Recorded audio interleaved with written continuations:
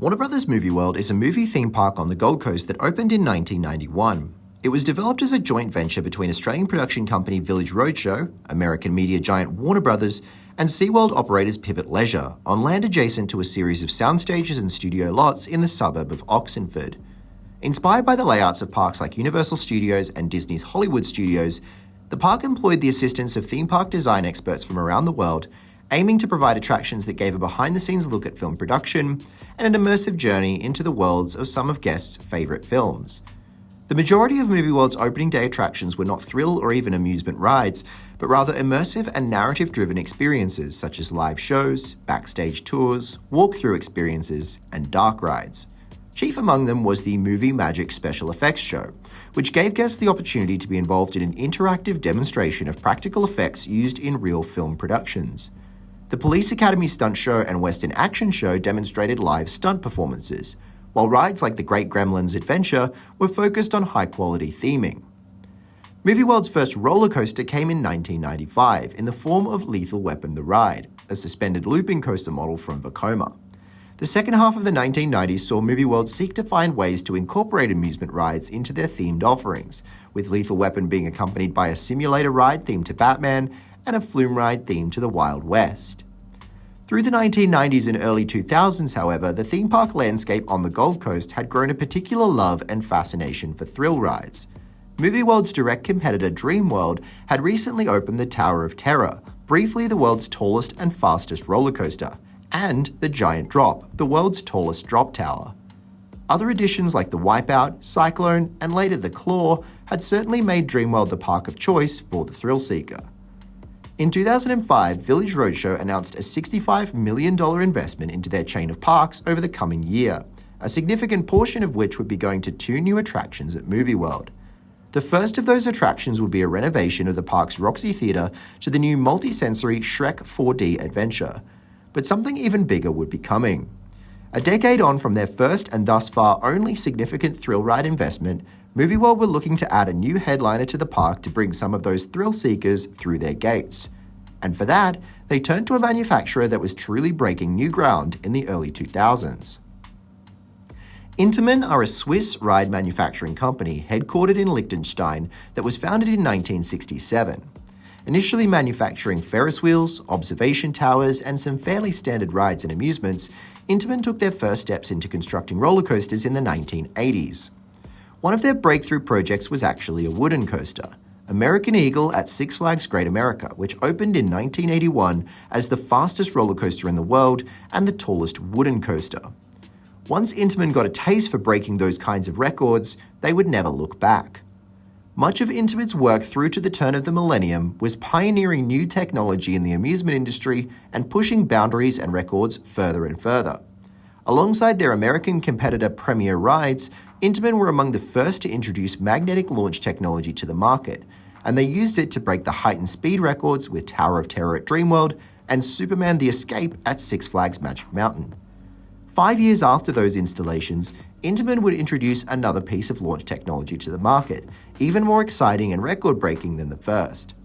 Accelerator at Knott's Berry Farm was the prototype of the Intamin hydraulic launch coaster. This launch mechanism uses the immense force generated by displacing and pressurizing hydraulic fluid to launch ride vehicles at speeds and velocities that had not yet been dreamed of. In 2003, that technology broke the height and speed world records for Intamin yet again, with Top Thrill Dragster debuting at Cedar Point. And in the background, while Movie World began to consult with the Swiss manufacturer, they were in the midst of construction on a project that would take those records even higher and faster, King Dakar. But Movie World were not after a world record breaker. Their requirements of their accelerator coaster would be much less extreme, but far more specific. Rumors swirled about a potential headlining coaster coming to Movie World long before Superman's announcement. In 2004, Warner Village Theme Parks confirmed a $65 million investment into their properties in the upcoming year, of which a significant portion was set to be dedicated to new attractions at Movie World. The first of those attractions, it would turn out, would be the Shrek 4D adventure coming to the Roxy Theatre. This attraction featured the cast of the original film and was already extremely popular at Universal Studios parks around the world. But a further $12 million was set to be spent on another new attraction. Through mid-2005, the Movie Magic Special Effects Show would be closed and the Looney Tunes Musical Revue relocated as construction began on Movie World's new roller coaster. By the end of winter, the now famous top hat was beginning to take shape and tower over the Main Street fountain. Movie World, however, were tight-lipped about the project for some time, launching teaser campaigns across TV, radio, and print media. The cryptic hint 01002 was plastered everywhere, referring, in hindsight, to the ride's launch speed of 0 to 100 kilometers an hour in 2 seconds. The announcement of Superman Escape officially came in September 2005.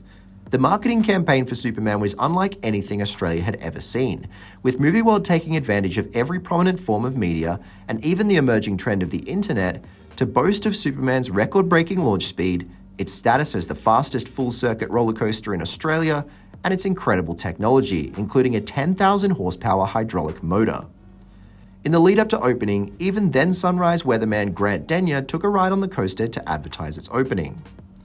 Superman opened to the public on Boxing Day 2005. Its ride experience is themed to a subway station in Metropolis City.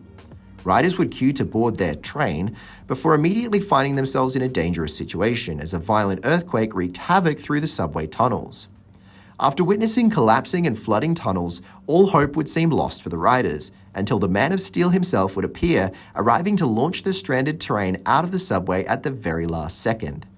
The various special effects in the pre-show segment were locally produced by a company called FX Illusions, who had previously worked with the park on special effects and pyrotechnics for their stunt shows. The ride was immediately very well received, being praised as arguably Australia's best roller coaster.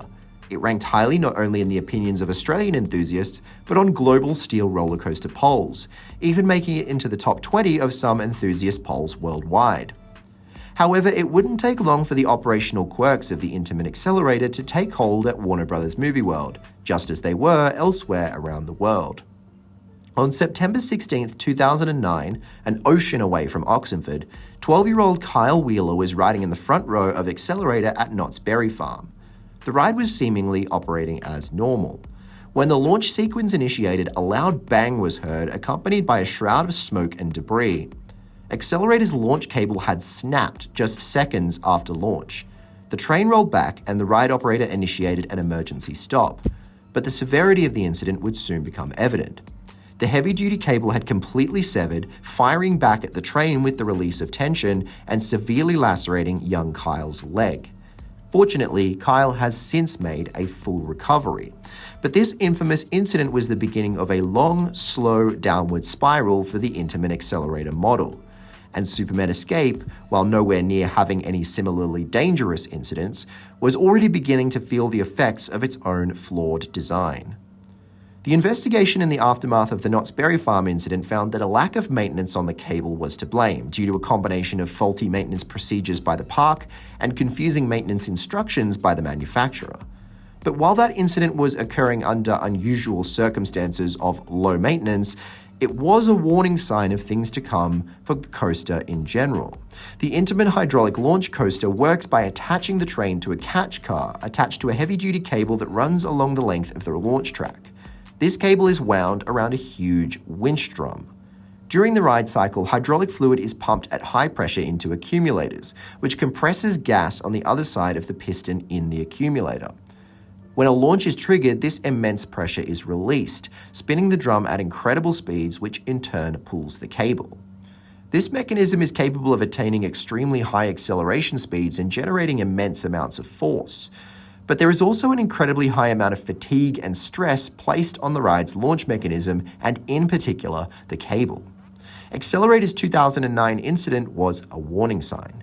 The ride had been in operation for 7 years with inadequate maintenance procedures and had seen a catastrophic failure of its launch cable. But already by that stage, the difficulties of the hydraulic launch mechanism were beginning to show, even at Movie World. Regular short periods of downtime, temporary technical holds, and even the occasional rollback were well documented in the earlier years of the ride. However, the ride remained popular, in fact, one of the most popular rides in the park for years. The ride is featured heavily in the park's marketing campaigns and was the park's headlining coaster for over a decade after its opening. 2016 would see a major repaint and refurbishment before Movie World began to move into a new era of sorts in 2017.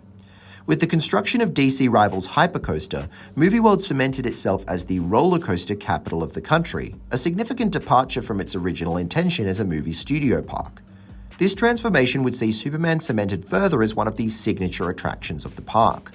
Despite some gradual changes, such as the closure of the park's exit store, which was replaced with digital photo booths, the ride has been a stalwart of Movie World ever since. Until now. In April 2024, Movie World announced an extended closure to Superman Escape due to issues with the hydraulic launch system. The park, to their credit, were incredibly transparent that the maintenance issue was unexpected and that they would be working with the manufacturer to remedy the issue as quickly as possible. Maintenance windows for other thrill rides were rescheduled to ensure that guests who had missed riding Superman Escape unexpectedly would instead be able to ride something else that would normally have been closed for scheduled maintenance during their visit. The closure would last around 2 months. This kind of unscheduled maintenance window is not unexpected. Not only have the Intamin Accelerator's launch mechanism gremlins been well documented for a very long time, but Superman itself is now approaching 20 years old. It should be expected that the ride occasionally required specific care and spare parts manufactured by Intamin, who had long since discontinued the model. Meanwhile, around the world, larger accelerators like Top Thrill Dragster and King Dakar were beginning to meet their demise. However, Superman is quite small in comparison to either of those rides. Had that 2-month period of downtime been a standalone maintenance period, concerns from the public would probably be much lower. Smaller accelerators are continuing to operate around the world. But yet again in 2025, Superman Escape went down for unscheduled maintenance for the second time in less than 2 years. To this day, the ride remains standing but not operating, with no fully confirmed reopening date at this stage, which unfortunately raises the question of how much longer Movie World will tolerate Superman's unreliability. While Superman is one of Movie World's most popular thrill rides and a fan-favorite attraction, keeping it in working order would now be an expensive task. As mentioned, Intamin no longer manufactures the accelerator, meaning they no longer produce spare parts as standard support, and replacement parts would need to be ordered and custom-made for the ride. This is a lengthier and far more expensive process. Works to keep Superman's launch in working order are costing the park big time and big money, and frustrated guests are venting about missing out on the ride on their visits. Do the park pour hundreds of thousands, maybe even millions of dollars into reviving the ride yet again, knowing that it could be right back in the same position again this time next year? Only Movie World know for sure. It's a question of what the specific issues are, how expensive it will be to fix, what their budget looks like, and a whole lot of other factors that I'm not privy to. I can't accurately speculate on how long Superman Escape has left to live, but I can give you one piece of advice. When it next reopens, ride it like you may never ride it again. Superman Escape has been an icon of Movie World for 20 years now. It's emblematic of their skyline, a ride that truly launched their era as the kings of roller coasters and thrill rides, and one of their best received rides as the perfect blend of theming and thrills. One day, it will close, and it will be sorely missed. I've heard suggestions like an LSM retrofit, a Mark Extreme spinner, or an Intamin Blitz, and while all of those sound like fantastic ideas, I think the role that Superman Escape has played in Movie World's history is irreplaceable. Whether we are staring down the barrel of the end right now, or this is just another hurdle in a much longer story at the park, ride Superman as much as you can if you're lucky enough to get another chance. Seeing it stand quietly right now is a solemn reminder that rides don't last forever, and it's important to appreciate your favorites while you have them, because sometimes you never quite know which ride might be your last. Before we go, I want to give a shout out to a commenter at Angelicda on YouTube. Angelicda said they lived in Switzerland for 9 years and never went to Coneyland because they thought it was just some flat rides in a field, but will now have to go to ride Mammoth Tree. Thanks for commenting. I absolutely loved my time at Coneyland. It really surprised me. It's a very small park, but it has a lot of charm to it, and rides like Mammoth Tree and Crazy Professor were so charming. I can't say much for their roller coaster, but it's a quirky and unique credit, so I'm still glad I rode it. I'd love to go back to Coneyland someday. Thank you so much for watching and for being a supporter of my channel. If you'd like to be featured in my next video, you can leave a comment, send a message in my Discord linked in the description, or you can send me something in the mail. My PO box details are on the screen now. For now, this is Maloney's Coasters from the city of Metropolis, reminding you to be kind to one another, have a lovely day, and keep gaining credits. Bye.